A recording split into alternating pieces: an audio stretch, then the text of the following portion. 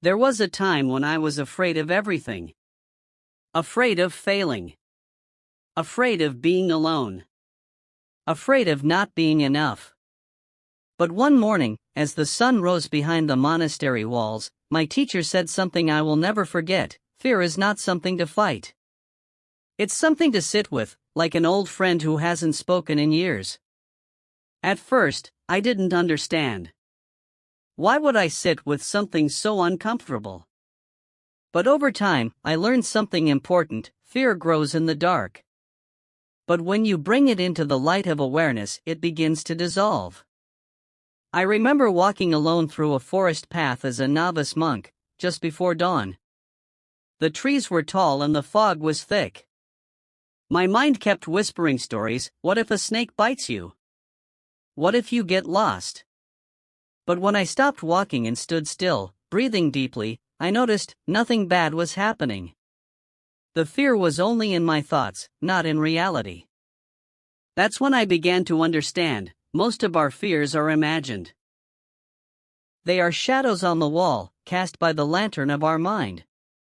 You see, fear is not here to paralyze you, it's here to point at something, usually a truth you've avoided, or a path you need to walk. And sometimes, that path leads right through fear itself. Think of the lotus flower: it rises through mud to reach the light. Without darkness, it never blossoms. The same is true for you. Every fear you face becomes part of your transformation. Let me share another story.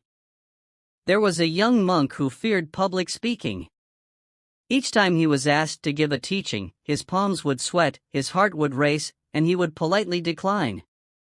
One day, our master asked him, "Do you fear speaking, or do you fear being judged?" The monk thought, and replied, "I fear that I won't be good enough." The master smiled and said, "Then let your words not be for approval, but for truth. Speak not to impress, but to express."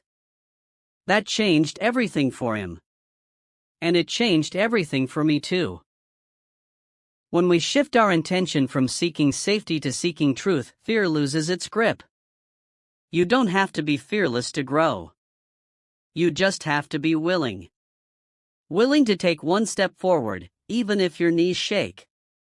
Willing to speak, even if your voice trembles. Willing to try, even if you fail. Because courage is not the absence of fear, it's the decision that something else matters more. And what matters more is your peace, your purpose, your growth. So, the next time fear knocks on your door, don't slam it shut. Open it gently. Invite it in. Sit with it, like a monk in his tea. Listen to what it has to say, but don't let it rule your life. Fear will visit. That's its nature. But it doesn't have to stay. Let it pass like a cloud in the sky, and remember, you are the sky, not the storm.